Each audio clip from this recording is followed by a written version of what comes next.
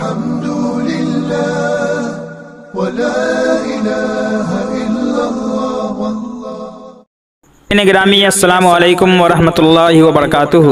استقبال ہے آپ کا ہمارے چینل النور ٹی وی میں۔ ناظرین، آج کی اس ویڈیو میں ہم بات کرنے والے ہیں کہ نئے سال کا آغاز ہمیں کیا پیغام دیتا ہے۔ ناظرین، اسلامی سال کا آغاز ہونے ہی والا ہے۔ اسے قمری اور ہجری سال بھی کہا جاتا ہے کیونکہ اس کے مہینوں کا تعلق چاند سے اور کیلنڈر کی ابتدا ہجرت مدینہ سے ہوتی ہے۔ آج ہم پر مغربی ثقافت کا ایسا رنگ چھایا کہ ہم بھول ہی گئے کہ اسلامی سال کی ابتدا محرم کے مہینے سے ہوتی ہے اور اختتام ذوالحجہ کے مہینے پر ہوتا ہے۔ آج عیسائیوں کی طرح بہت سے مسلمان بھی نئے سال کے منتظر رہتے ہیں اور 31 دسمبر کا بے صبری سے انتظار رہتا ہے۔ ان مسلمانوں نے اپنی اقدار و روایات کو کمتر اور حقیر سمجھ کر نئے سال کا جشن منانا شروع کر دیا ہے، جبکہ یہ عیسائیوں کا ترتیب دیا ہوا نظام تاریخ ہے۔ مسلمانوں کا اپنا قمری اسلامی نظام تاریخ موجود ہے جو نبی کریم صلی اللہ علیہ وسلم کی ہجرت سے مربوط ہے، جس کا آغاز محرم الحرام سے ہوتا ہے۔ یہی اسلامی کیلنڈر ہے، لیکن افسوس تو یہ کہ ہم میں سے اکثر کو اس کا علم بھی نہیں ہو پاتا۔ گویا کہ اسلامی مہینوں کی تاریخیں محض رمضان المبارک اور عیدین کے ساتھ ہی معلق ہو کر رہ گئی ہیں۔ آج مسلمان نئے سال کی آمد پر جشن مناتا ہے۔ کیا اس کو یہ معلوم نہیں کہ اس نئے سال کی آمد پر اس کی زندگی کا ایک برس کم ہو گیا ہے؟ زندگی اللہ تعالیٰ کی طرف سے عطا کردہ ایک بیش قیمتی نعمت ہے، اور نعمت کے زائل یا کم ہونے پر جشن نہیں منایا جاتا بلکہ افسوس کیا جاتا ہے۔ میں نے نئے سال سے متعلق کسی عمل کو تلاش کرنے کی کوشش کی تو قرون اولیٰ کا کوئی اور عمل تو نہ مل سکا۔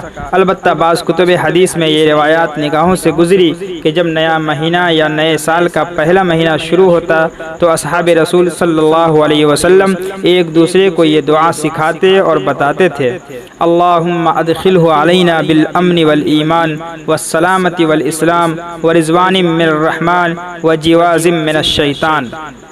ترجمہ: اے اللہ، اس نئے سال کو ہمارے اوپر امن و ایمان، سلامتی و اسلام اور اپنی رضامندی نیز شیطان سے پناہ کے ساتھ داخل فرما۔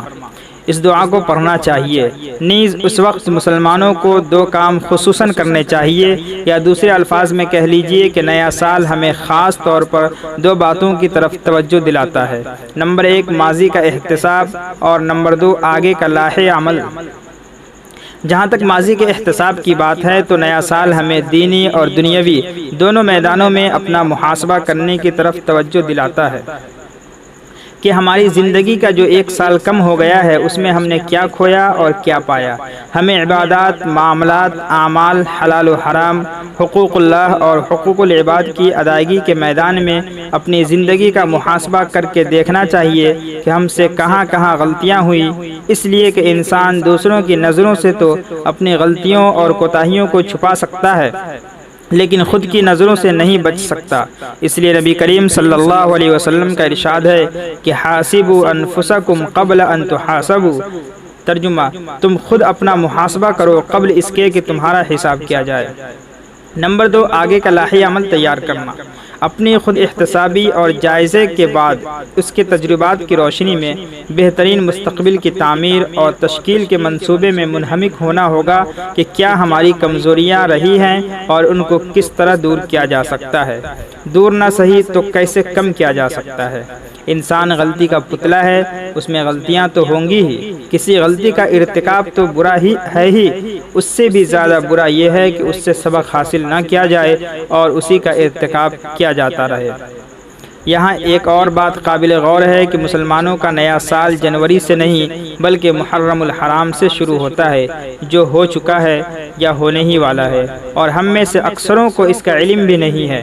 مسلمانوں کو چاہیے کہ وہ قمری اور ہجری سال کی حفاظت کرے اور اپنے امور اسی تاریخ سے انجام دے، اس لیے کہ ہماری تاریخ یہی ہے۔ چونکہ ہر قوم اپنی تاریخ کو کسی خاص واقعے سے مقرر کرتی ہے، اس لیے مسلمانوں نے اپنی تاریخ کو خلیفہ ثانی حضرت عمر فاروق رضی اللہ عنہ کے دور خلافت میں حضرت علی المرتضیٰ کے مشورے سے واقعہ ہجرت سے مقرر کیا۔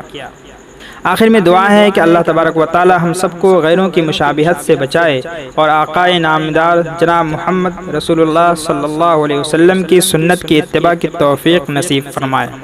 ناظرین پھر ملتے ہیں اگلی ویڈیو میں، جب تک کے لیے شکریہ۔